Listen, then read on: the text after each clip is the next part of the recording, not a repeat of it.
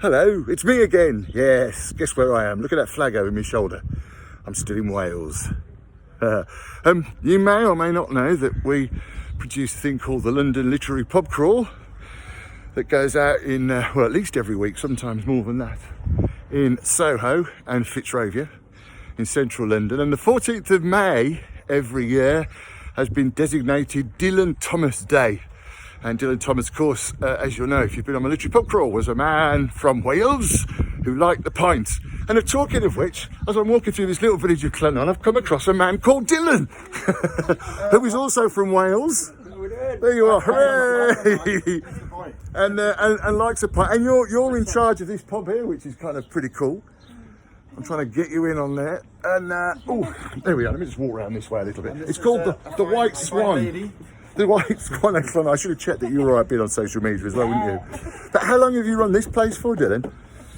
7 years. Blimey. And it's Clennon's the right. Am I saying it right? Clennon. Yeah. Cool. All right, well, I'll leave you to it. Oh no, there isn't a pint there.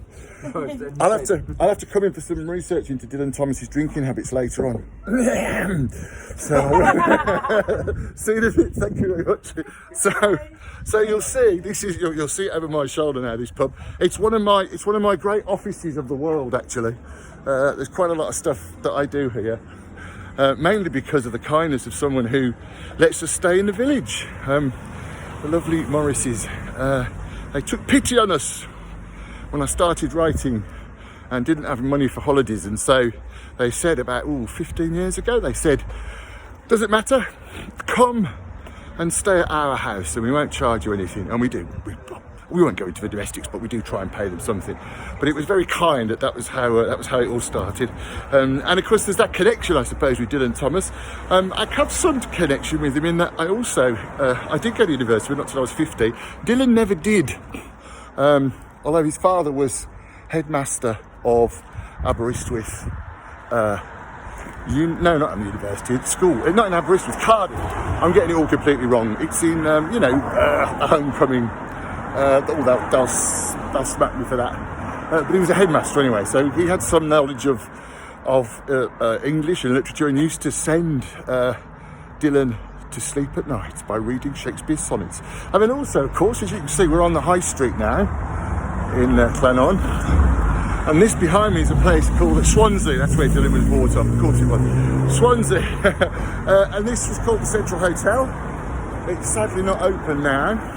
But it is, as you can see, on the Dylan Thomas Trail.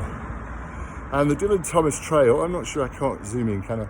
The Dylan Thomas Trail starts in Newquay, which is about, I suppose, 15 or 20 miles down the road, down that way. Many people in Newquay think that was the setting for Cladagab, I said that wrong as well, under Milkwood.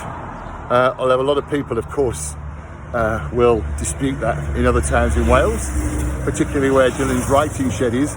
But he stayed with his wife Caitlin in Newquay back in 1944-45, I think primarily to escape the war, of course, that was raging.